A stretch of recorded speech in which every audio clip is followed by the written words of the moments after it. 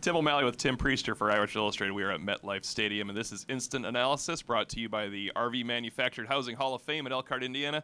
Tim Priester, we expect points today for Notre Dame. That's what happens when they face the Naval Academy, as long as they pull out victories. But the key, I feel like this game is closer than the rest of our staff does. I think Navy has a offense that's just a very good offense, not good for Navy, but I think Notre Dame should be able to score and score at will at Navy over the course of 60 minutes. I agree with the closest of the game. I had Navy covering early on, and then I ended up making a little bit larger spread. But I really think that I think both teams score. I think even, regardless of how good Notre Dame's defense is, I think that Navy can put some points on the board. But I think this is a huge day for Notre Dame's running game in particular, which as we've seen in recent games, when that happens, then Riley Leonard is that much more effective, now in the top 25 in completion percentage, albeit not downfield, no doubt about it. But I think it's a big day for Jeremiah Love. That's a really, really tough matchup for a tough Navy defense, but I don't think that they're going to be able to match the pace of Notre Dame's running game, especially Jeremiah Love. If it's not a great day for Jeremiah Love, it'll be a really big day for Riley Leonard, because that means Navy is allocating a lot of resources to Jeremiah Love. Riley Leonard, there's two parts for Riley Leonard today. I think we could expect success for one, and I'm not sure about the other. When Notre Dame gets to the red zone, Notre Dame and Riley Leonard are fantastic. They're 18 touchdowns and 20 trips, almost as good as Navy, which is 22 and 23 trips. Remarkable, really, for both teams. That good. And both teams are in the top 10 defensively. Yeah. So the red zone is going to be key, but I have a lot of faith, wrong word to use, but I believe Riley Leonard will continue being strong in the red field, in the red zone, making the right decisions.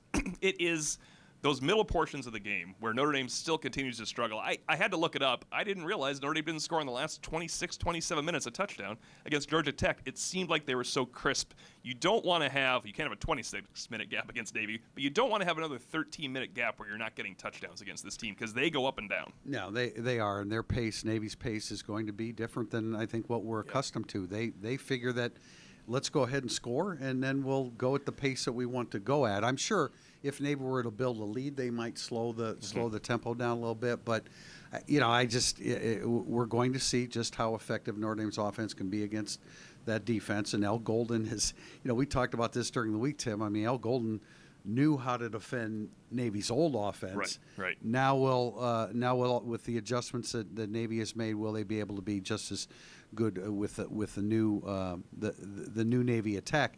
The sling tee, they are calling it. I heard millennial wing tee and sling tee. I like them both. That's what they're calling it. They're not calling them slot backs anymore. They're calling them slings.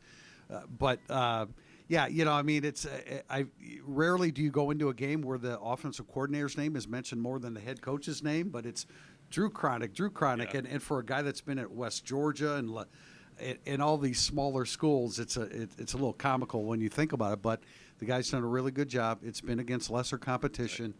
Right. We talk about what Notre Dame needs to do to be successful. Navy's got to be looking at this like, man, we have a monstrous task against Al Golden's defense. I think a real key to the defense for Notre Dame is, because they will throw about 13 passes today, just estimating the range where if you're going to try to stay with Notre Dame, the pass rush actually comes into play for Notre Dame. The interior rush of Riley Mills, he has picked it up as of late. Bryce Young, in these situations, can he impact Blake Horvath? Because as you noted, Blake Horvath's the third-rated quarterback in the country, QBR. I think Notre Dame can impact him in certain passing situations. So I just don't know how much Navy is going to attack on first down, because I think it's advantage Notre Dame if you get 3rd and 5 in these situations. Big day for Riley Mills, in my opinion, if you're looking up the middle of that defense. Yeah, really curious how Notre Dame, first of all, how Notre Dame chooses to approach this, how to align.